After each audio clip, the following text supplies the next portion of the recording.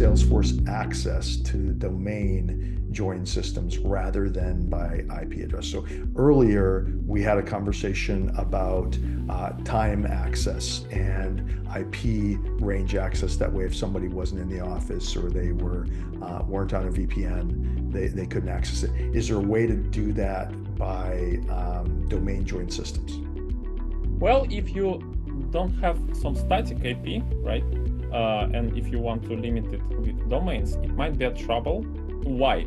If you don't have some DNS configurations, right, for domains, for example, maybe you can have some dynamic DNS. It's better to have static IP for login IP ranges, because if you have dynamic one and you have a domain which like goes from one IP to another in some period of time, it might be a complex situation, because then you need to go through all of your profiles and change IP, because there is no possibility. It's like a filtering IP format. You cannot just put there some custom domain.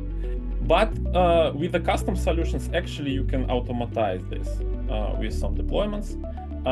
For example, your IP for domain was changed, and in this time you can run some automatizations, or I don't know, if it's some release, for example, or something, you can like bring it into the CI/CD, for example, and just deploy it to your organization. Well, it's an interesting question, really, because yeah, it's just a login IP range, because it's like a from IP to IP. Usually, if you have only one IP, right, then you put their start IP address and end IP address the same, but not like a custom domain.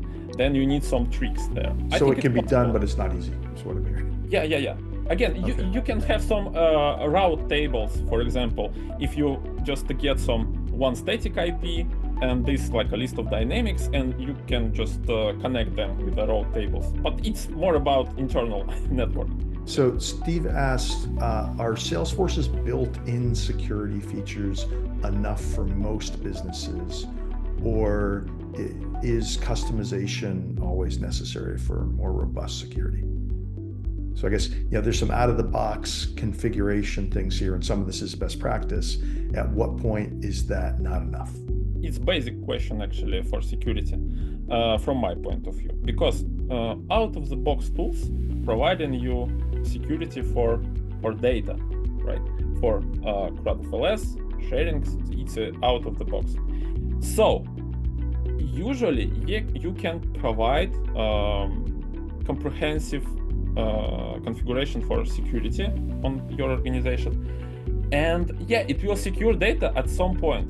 Because why is just at some point? Because sometimes, for example, you have some managed package or unmanaged package, or some customizations from your IT team, Salesforce team of developers.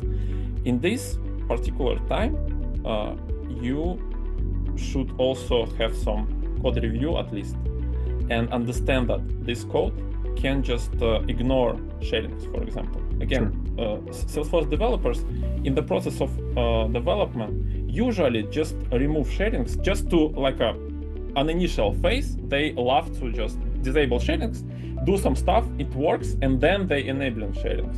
It's okay, but later they just forget to enable it, and if it's not properly code reviewed, it might be a very bad situation on the production. So again, standardize your process and do a review, audit that, and you should be getting the risk is when there either is no standardized process, so you've got every admin and every developer kind of doing what they think is best, but not well coordinated, or when things aren't adequately tested and reviewed.